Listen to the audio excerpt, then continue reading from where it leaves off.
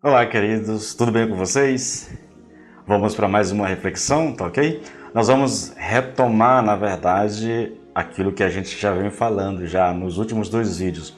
Nós falamos a respeito do pecado, o evangelho e a sua relação com a salvação. Depois, nós começamos a explicar o que é a salvação realmente, e nós falamos que a salvação ela significa que o homem precisa ser liberto do pecado. E quando a gente pensa em salvação, nós pensamos em salvação de uma maneira que é única. Nós pensamos em salvação de uma forma tripla, se é que eu posso colocar dessa forma. Ou vamos usar essa expressão mesmo. A salvação implica numa tríplice libertação do jugo do pecado. Se nós não entendermos isso, dificilmente nós compreenderemos o Evangelho, tá bom? Então eu disse que primeiramente nós somos salvos, nós somos libertos da culpa do pecado. Falamos sobre isso. Agora eu quero falar, querido, que aí nós vamos para o segundo item dessa tríplice libertação do jugo do pecado, tá bom? Nós precisamos ser libertos da culpa do pecado, mas também nós precisamos ser libertos do poder do pecado, né? O problema não é que nós somos apenas culpados diante de Deus. O problema, querido, é que nós somos escravos do pecado. Voltando à série lá, eu indico a você, se você puder, se você tiver como assistir, a Fantástica Fábrica de Sanidade. É uma abordagem a respeito dessa problemática mental, né? Não só no Brasil, mas fora do Brasil também. Especialistas da área estão dando ali o seu depoimento, trazendo esclarecimento, fazendo abordagem das linhas de tratamento que existe hoje na psicologia, tá bom? Só que eles deixam de fora Deus, eles deixam de fora o diabo, eles deixam de fora o próprio pecado.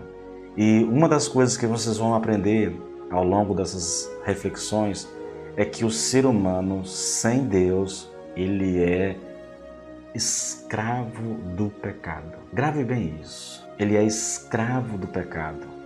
Ele está debaixo do domínio do pecado. Ah, eu não creio nisso. Tudo bem, você tem até o direito de não crer, mas baseado em que você não crê? Essa é a questão. Eu posso dizer o que quiser, eu posso pensar o que quiser. Eu posso dizer que 2 mais 2 são 10, se quiser, entendeu? Eu tenho o direito de falar isso. Tá, agora eu só preciso provar que isso que eu estou falando é verdade. Vamos exemplificar? Pegue lá 2 maçãs e 2 laranjas. Junte as duas e vê se tem 10 frutas ali. Se não tiver, a sua fala é apenas palavras soltas ao ar, ela não tem nenhuma utilidade, nenhuma serventia. Então, eu digo que o homem sem Deus, ele é escravo do pecado. E isso vai ser provado exaustivamente ao longo das nossas reflexões. A Bíblia diz isso claramente. Agora você dizer assim, eu não acredito nisso, aí eu pergunto, baseado em que você não acredita? Na filosofia? Na ciência? Explique o real motivo para o estado de coisas que nós vivemos hoje. Deixa eu te contar um caso. Eu ouvi, faz um tempo já, uma história muito doida. Uma mulher casou com um homem e esse homem já tinha uma filhinha, um bebê, tá? O marido sai para trabalhar, a mulher não gosta da criança, ela mata a criança, ela esquarteja a criança, ela tempera a criança e coloca na geladeira e cozinha a criança para o marido comer. Você vai dizer assim, mas isso é loucura. Não, querido, não é.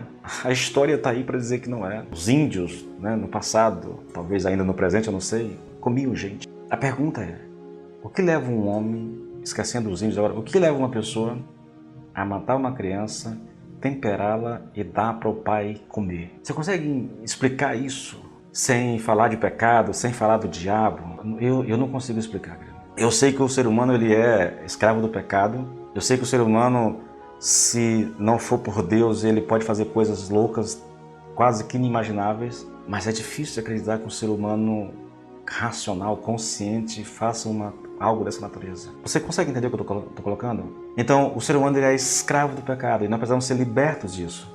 Lá no Éden, querido, quando Deus criou o homem, né, Adão e Eva, eles viviam num estado onde não havia pecado. O homem era 100% livre, entendeu? Até dar ouvidos ao diabo. E quando ele deu ouvido ao diabo e desobedeceu a Deus, ele perdeu a sua liberdade. Ele se transformou num escravo do pecado, no escravo do diabo, entende?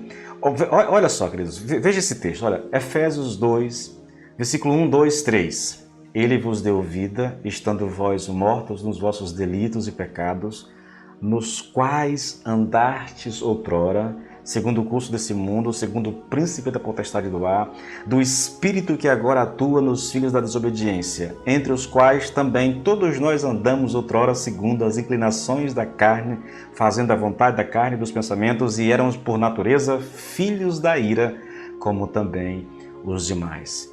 Esse é um texto extremamente emblemático, porque Paulo começa a dizer assim, olha, ele vos deu vida. Ele está falando para a igreja na cidade de Éfeso, né? Olha, Deus deu vida a vocês, mas antes de Deus dar vida a vocês, vocês andavam segundo o curso desse mundo, ou seja, vocês eram governados por esse mundo, vocês andavam segundo o príncipe da potestade do ar. Ou seja, ele está dizendo isso aqui, não sou eu, ele está dizendo isso.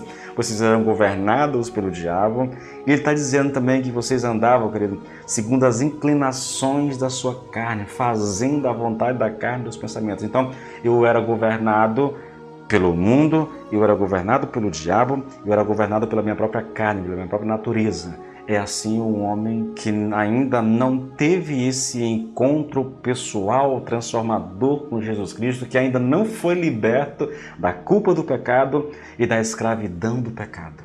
Ele não tem vontade própria. Eu sei que dizer essas coisas assusta e é por isso que as pessoas evitam essa mensagem. Mas, repito, eu não posso negá-la. Está na Bíblia.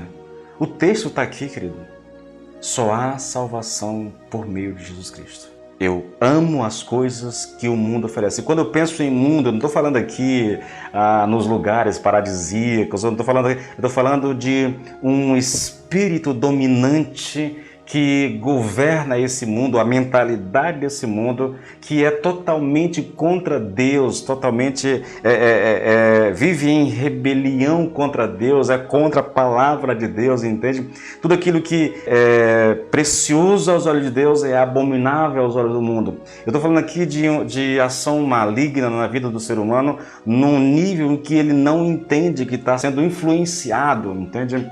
Estou falando aqui de prazeres que imperam na nossa carne, a vontade de satisfação própria, a vontade de realizar aquilo que está no seu coração, esse desejo por satisfazer os seus anseios mais profundos. Isso é o homem vivendo sem Deus. O homem com Deus passa por isso em um nível bem mais amenas do que isso. Mas o homem sem Deus, ele é escravo dessas coisas, querido. Com Deus nós somos libertos. Não quer dizer que nós não somos mais tentados, somos. Mas o pecado não tem mais esse poder de governar sobre a nossa vida, de reinar sobre nós. Talvez a melhor imagem para pensar nisso seja a de uma pessoa alcoólatra. Ela não tem poder sobre aquilo que quer, porque todo o seu desejo é para o álcool. Eu deixo uma mensagem para você. Vigie. Escolha Cristo. Não é uma questão de religião, é uma questão de vida, de salvação. Tá bom, queridos? Deus abençoe vocês.